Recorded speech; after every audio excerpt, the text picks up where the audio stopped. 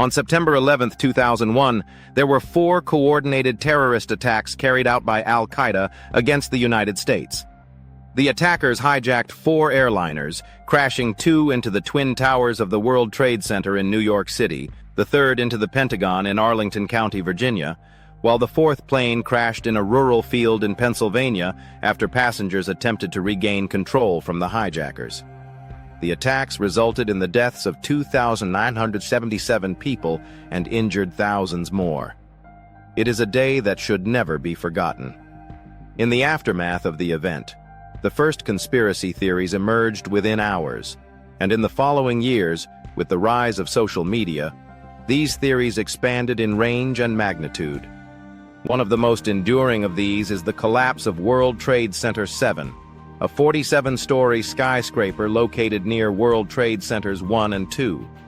This building collapsed hours after the Twin Towers without being struck by a plane or directly targeted. In this video, we will look at why so many have questioned the official narrative surrounding this collapse and why so many still believe we haven't been told the truth about that fateful day. Hit those lights, sit back, and listen carefully. The building that was never hit when 2 hijacked aircraft crashed into the Twin Towers of the World Trade Center, they caused unimaginable destruction. Upon impact, the planes dislodged the fireproofing on the steel support structures of the buildings, resulting in intense fires that weakened the tower's overall frames. This ultimately led to their dramatic collapse, resulting in a terrifying fate for those trapped inside. However, it wasn't just the Twin Towers that fell that day. World Trade Center Building 7, which was not hit by a plane, also dramatically collapsed nearly 7 hours after the North Tower fell. The building, also known as the Salomon Brothers Building, was home to the offices of the CIA, the Department of Defense, and the Office of Emergency Management. It was situated just north of the main 16-acre World Trade Center complex, directly across Vesey Street from the North Tower, although it stood approximately 350 to 400 feet from the North Tower's footprint, separated by a city street, and it wasn't officially part of the original superblock. For perspective, that distance is roughly equivalent to 4 American football fields lined up end to end. On the day of the attacks, news stations around the world were continuously broadcasting live as events unfolded, providing the public with the most current information about the atrocities. At 4:54 p.m. local time, BBC World News correspondent Jane Stanley reported live from New York City. During her broadcast, viewers could clearly see smoke and dust billowing in the air after the Twin Towers collapsed. In the background, the still-standing World Trade Center 7 was also visible when she gave this update. Jane, what more can you tell us about the Salomon Brothers building and its collapse? Well, only really what you already know. Details are very, very sketchy. There's almost a sense downtown in New York, behind me down by the World Trade Centers, of just an area completely closed off as the rescue workers try to do their job. As Stanley reports on the collapse and looks behind, surveying the devastation around her, she must have realized in that moment that the building she claimed had just fallen was, in fact, still there. If this wasn't a live broadcast, a delay could explain the confusion, but crucially, this report was definitely live. The actual collapse of the building occurred approximately 20 minutes later at 5:20 p.m. In the confusion of that day, this oversight in reporting made little impact on a world that was reeling from one of the most significant terrorist attacks in history. However, it didn't take long for people to question the events of that day, particularly this premature report, and they soon realized that it wasn't the only dubious news circulating. CBS also planted a seed of doubt. At 5:23 p.m. local time, just minutes after World Trade Center 7 fell, CBS aired footage of the incident hosted by Dan Rather. Rather is known for his coverage of Hurricane Carla in Texas in 1961, during which he showcased radar imaging of the disaster, an effort that helped hundreds of thousands of people evacuate safely, so he knew what he was talking about. Take a look at what he said. Now, here we're going to show you a videotape of the collapse itself. Now we go to videotape the collapse of this building. It's amazing. Amazing, incredible, pick your word. For the third time today, it's reminiscent of those pictures we've all seen too much on television before, when a building was deliberately destroyed by well-placed dynamite to knock it down.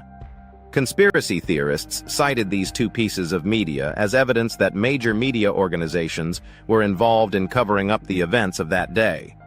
After all, to most people, it seemed almost inconceivable that 19 men, some with documented connections to known terrorist organizations, could orchestrate such unprecedented chaos and devastation in the United States by hijacking commercial airliners. Journalists were quick to defend their reporting, with Richard Porter noting that CNN had reported that Building 7 was on fire as early as 4:15 p.m., suggesting it could collapse at any moment. Many other journalists picked up this story, leading some to mistakenly believe the building had already fallen, when in fact it had not. Porter stated, "In the chaos and confusion of the day, I'm quite sure we said things that turned out to be untrue or inaccurate. But at the time, they were based on the best information we had. We did what we always do, sourced our reports, used qualifying phrases like, 'apparently,' 'it's reported,' or 'we're hearing,' and constantly tried to check and double-check the information we were receiving. If we reported that the building had collapsed before it actually did, it would have been an error, nothing more." Jane Standley, the reporter who prematurely announced the collapse, referred to it as a very small and very honest mistake, attributing it to her investigation into a report that she could not verify at the time. This seems particularly odd, considering she had a bird's-eye view of the building still standing at the time. Controlled explosion. Looking for alternative explanations, conspiracy theorists posited that the tragic events of September 11th were not merely the outcome of a devastating terrorist attack, but rather the result of a carefully orchestrated, controlled demolition. Supporters of this theory argue that the World Trade Center towers were intentionally brought down using strategically placed explosives rather than collapsing solely due to the impact of the hijacked airplanes. They also claim that World Trade Center 7 was deliberately demolished because it might have served as an operational hub for the demolition of the Twin Towers. Additionally, some speculate that government insiders sought to eliminate crucial files related to corporate fraud stored in the building, which housed several federal, state, and local agencies. Dylan Avery, the producer of Loose Change, a series of 7 films released between 2005 and 2017 that promote various conspiracy theories related to the September 11th attacks, lent his voice to these theories by expressing doubts about the collapse of World Trade Center 7. He pointed to its unusual tenets, which included a covert CIA office on the 25th floor, a U.S. Secret Service outpost, the Securities and Exchange Commission, and New York City's Emergency Command Center. This theory appeared to be all but confirmed in 2002 by Larry Silverstein. Let's take a look at how he fits into this conspiracy. Just weeks before the September 11th attacks, billionaire developer Silverstein signed a lease for the entire World Trade Center complex, including Building 7, for a whopping $3.22 billion. This deal gave him control over the towers and what appeared to be a straightforward business arrangement. On the morning of September 11th, Silverstein typically held breakfast meetings at Windows on the World, located atop the North Tower. But that day, his wife urged him to attend a medical appointment, which ultimately saved his life. Was this simply a coincidence, or could it suggest some foresight? After the towers collapsed, there were years of contentious insurance disputes, and Silverstein eventually managed to secure billions in payouts. For some, the fact that he not only escaped the disaster, but also stood to profit, raises unsettling questions about who knew what and when. And these suspicions deepened after his now infamous comment during the 2002 PBS documentary, America Rebuilds. Reflecting on that day, Silverstein recounted telling fire commanders, "Maybe the smartest thing to do is pull it." He was referring to World Trade Center 7.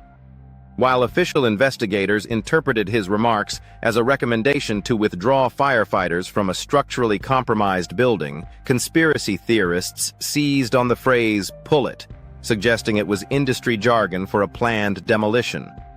This speculation was only heightened by the way Building 7 collapsed neatly into its own footprint. Official narrative: the long-awaited report on the collapse of Building 7, released by the National Institute of Standards and Technology on November 25, 2008, followed more than 3 years of investigation. The report specifically addressed claims of a controlled explosion or missile attack and ultimately dismissed those theories, concluding that fire alone caused the building's collapse. This was primarily attributed to the thermal expansion of key structural components, raising concerns that other large buildings may also be vulnerable to fire-induced failures. At a press conference in Gaithersburg, lead investigator Sham Sunder stated, "Our takeaway today is that the reason for the collapse of World Trade Center 7 is no longer a mystery. It fell because of fires fueled by office furnishings. It did not collapse due to explosives or diesel fuel fires."